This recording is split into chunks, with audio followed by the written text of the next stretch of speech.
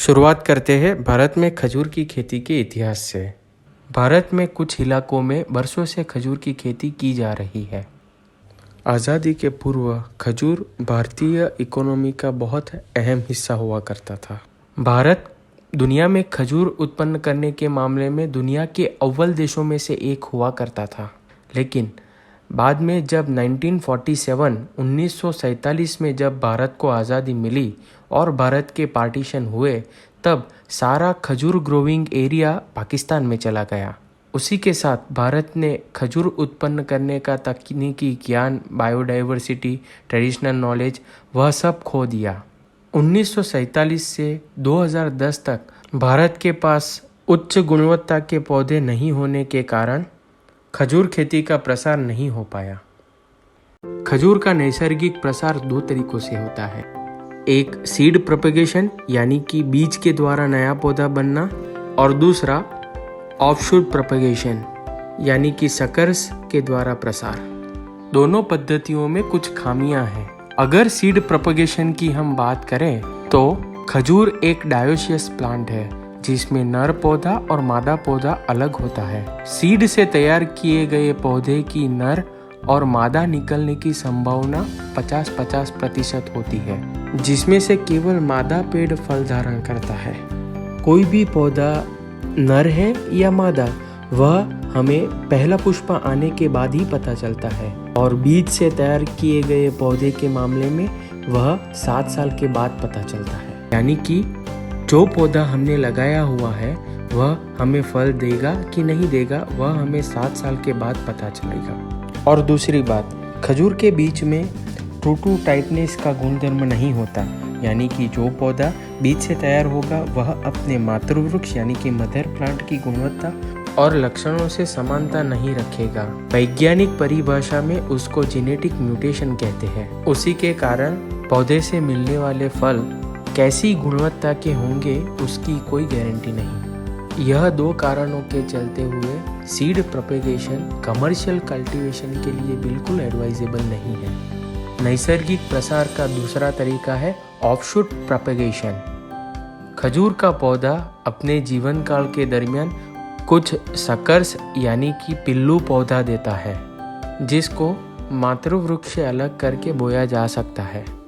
Seed propagation में देखी गई दोनों खामियां, नर और मादा होने की अनिश्चितता और गुणवत्ता की अनिश्चितता, यह दोनों दुविधाएं हल हो जाती है। परंतु यह पद्धति के साथ एक नई मुश्किल है। ऑफशूट से तैयार किए गए पौधे का फील्ड में सर्वाइवल रेट बहुत ही कम है, और जब उसको मातृवृक्ष से अलग करते हैं तब मातृवृक्ष को भी इन्फेक्शन लगने की संभावना होती है। इन्हीं कारणों की वजह से नैसर्गिक प्रसार की तकनीक से तैयार किए गए खजूर के पौधे कमर्शियल कल्टीवेशन के लिए उचित नहीं है, और इन्हीं कारणों की वजह से खजूर की खेती का प्रसार इतने सालों से भारत में नहीं हो पाया। टिश्यू कल्चर यानी कि उत्तक संवर्धन पद्धति से खजूर का प्रसार। नैसर्गिक प्रसार से जुड़ी हुई सारी मुश्किलें टिश्यू कल्चर पद्धति से दूर की जा सकती है। यह पद्धति में एक उत्तम गुणवत्ता के मातृवृक्ष को पसंद करके उसमें से मेरिस्टेमेटिक टिश्यू निकाल के उसका लेबोरेटरी में संवर्धन किया जाता है, और एक ही पौधे में से लाखों पौधे बनाए जा सकते हैं। यह पद्धति से मिले पौधों की गुणवत्ता और जाति दोनों अपने मातृवृक्ष के समान ही होगी। उत्तक संवर्धन से खजूर के पौधे का उत्पादन करना आसान काम नहीं है। लेबोरेटरी में पौधा बनाने की प्रक्रिया शुरू करने से फील्ड में प्लांटेशन के लिए तैयार पौधा बनने तक तकरीबन 4 से 5 साल का समय लग जाता है।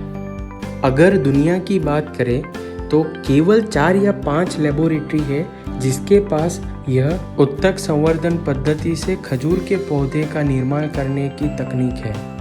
अगर भारत की बात करें तो विश्व व्यापार में ख्यातनाम बरही, खलास, खुनेजी, मेटचूल, आजवा और कई सारी प्रजातियां बनाने की तकनीक है। 2010 के पश्चात भारत में यह टिश्यू कल्चर के पौधे उपलब्ध होने के बाद कमर्शियल डेट कल्टीवेशन यानी कि खजूर की खेती के द्वार खुले।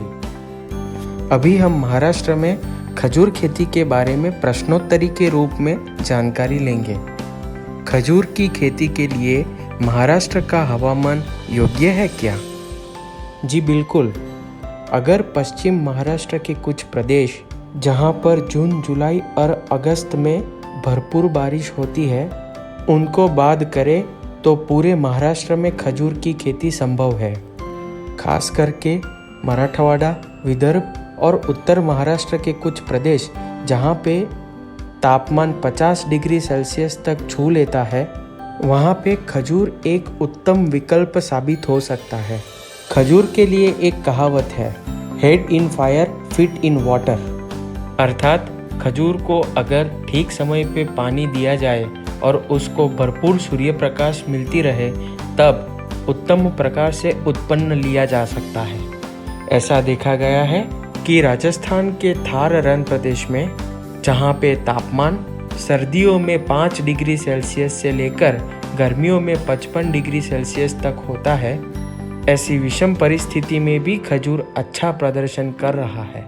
सामान्यतः जहाँ पे जून और जुलाई में बारिश का प्रमाण कम हो वहाँ पे खजूर किया जा सकता है। खजूर खेती के लिए कौन से प्रकार की ज़मीन आवश्यक है?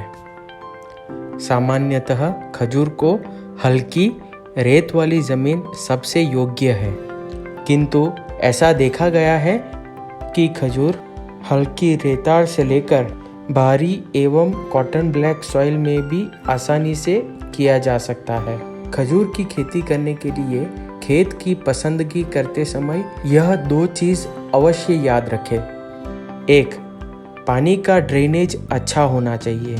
खेत में पानी रुका हुआ नहीं रहना चाहिए। वाटर लॉगिंग से खजूर के मूल को नुकसान हो सकता है। दूसरा, कम से कम 3 मीटर तक पक्का खड़क नहीं होना चाहिए। यह 2 शर्तों का समाधान हो गया तो खजूर सामान्यतः कोई भी प्रकार की ज़मीन में किया जा सकता है। महाराष्ट्र का ज़्यादातर हिस्सा एरिड और सेमी एरिड जोन में आता है, जहाँ पे ज़मीन सामान्यतः हल्की पाई जाती है। मराठवाड़ा और विदर्भ के कुछ ज़िले में कॉटन ब्लैक सॉइल यानी कि काली मिट्टी पाई जाती है, जहाँ पे खजूर किया जा सकता है। प्रति एकड़ कितने पौधे लगाए जा सकते हैं? खजूर का प्लांटेशन साधारणतः 8 मीटर बाई 8 मीटर अंतर पर किया जाता है। उस हिसाब से अगर स्क्वायर प्लांटेशन किया जाता है तो 1 एकड़ में 64 पौधे समाविष्ट होते हैं। 2 पौधे के बीच का न्यूनतम अंतर 8 मीटर रखना अनिवार्य है ताकि बड़े होने पर यह पौधे के पत्ते जब 4 मीटर तक फैलेंगे तब सूर्य प्रकाश के लिए दोनों पौधे के बीच में कोई भी हरीफाई नहीं होनी चाहिए। जमीन को इस चित्र में दर्शाए गए अनुसार तैयार किया जाता है और पौधे का रोपण किया जाता है। पौधे के आसपास उस प्रकार बेसिन बनाया जाता है ताकि सिंचाई से दिया हुआ पानी पौधे के मध्य भाग तक नहीं पहुंच पाए। खजूर को साल में कितनी बार फल आता है और कब आता है? खजूर को साल में 1 बार फल आता है। भारतीय आबोहवा के अनुसार सामान्यतः खजूर को फरवरी से पुष्प विन्यास निकलने की शुरुआत होती है। फरवरी में मादा पुष्प के परागनयन कराने पर फल धारणा होती है। यह फल विकास के विविध चरणों से गुजरता है।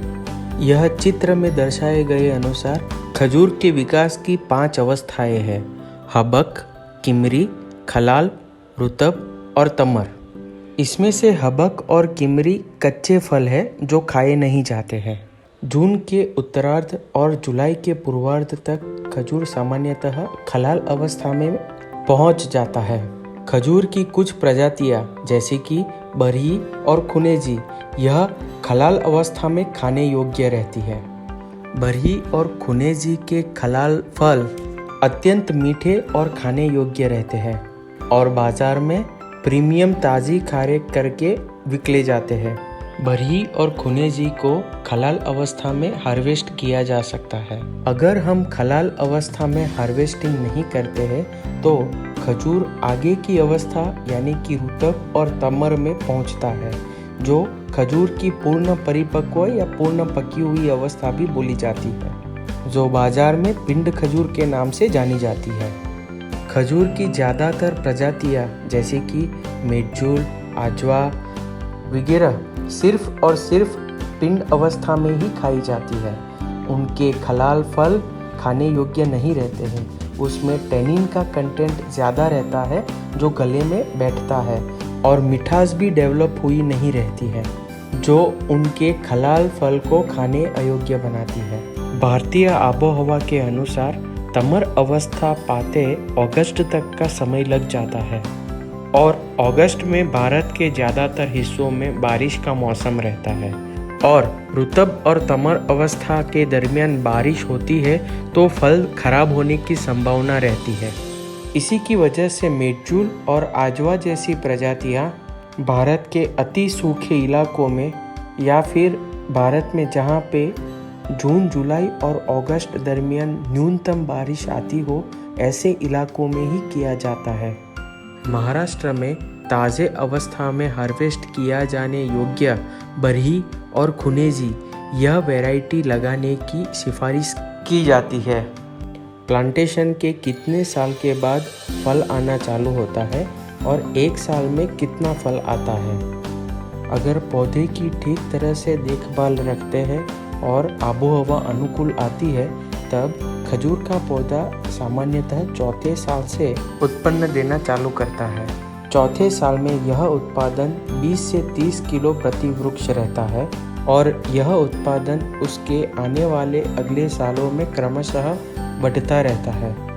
पूर्ण परिपक्व होने पर खजूर का एक वृक्ष 150 से 200 किलो पर्यंत उत्पादन देता है और एक बार लगाने के बाद खजूर 60 से 80 साल तक उत्पादन दे सकता है। खजूर की खेती के लिए कितना पानी चाहिए? कोई भी पौधे को पानी की आवश्यकता दो चीज़ों के लिए होती है, एक उसके जीवन अवलंबन के लिए और दूसरा उसके ऊपर लगे हुए फल का वजन बनाए रखने के लिए। खजूर को जीवन अवलंबन के लिए पानी की आवश्यकता बहुत ही कम है। ऐसा देखा गया है कि रण प्रदेश में भी खजूर का पौधा बिना पानी के कई दिनों तक रह सकता है, किंतु जब मई महीने के दरमियान धूप बहुत ही तेज होगी और उसके ऊपर 200 किलो तक फल लगा हुआ रहेगा, जिसका ज़्यादातर हिस्सा पानी है, तब यह फल का वजन बनाए रखने के लिए पानी की आवश्यकता है। यह आवश्यकता पौधे के अलग अलग विकास स्तर के अनुसार रेतीली जमीन में जो पानी बिल्कुल पकड़ के नहीं रखती है और मई महीने में जब धूप पीक पे रहती है, तब 30 लीटर प्रति पौधे से लेकर 200 लीटर प्रति पौधे तक हो सकती है। यह आवश्यकता माटी के प्रकार के अनुसार भिन्न हो सकती है। खजूर में ठिबक सिंचाई पद्धति से सिंचन करना हितावह है। खजूर को अपने मूल क्षेत्र में यानी कि रूट जोन में फक्त नमी होने की आवश्यकता है। महाराष्ट्र में किसी ने खजूर का प्लांटेशन किया है क्या? जी हाँ, महाराष्ट्र में 2010 से लेके अब तक तकरीबन 70 एकड़ में 4,500 टिश्यू कल्चर खजूर के पौधे का प्लांटेशन हो चुका है। महाराष्ट्र के कौन से जिले में कितना पौधा लगाया गया है, यह नक्शे में दर्शाया गया है। उत्कृष्ट कक्षा के खजूर के पौधों के लिए, खजूर खेती के तांत्रिक ज्ञान को समझने के लिए और खजूर खेती के संबंधित आर्थिक माहिती प्राप्त करने के लिए कृपया नीचे दर्शाए हुए नंबर पर फ़ोन करें। मेरा नंबर है 9081100883 9081100883। आशा करता हूँ आपको ये जानकारी अच्छी लगी। धन्यवाद।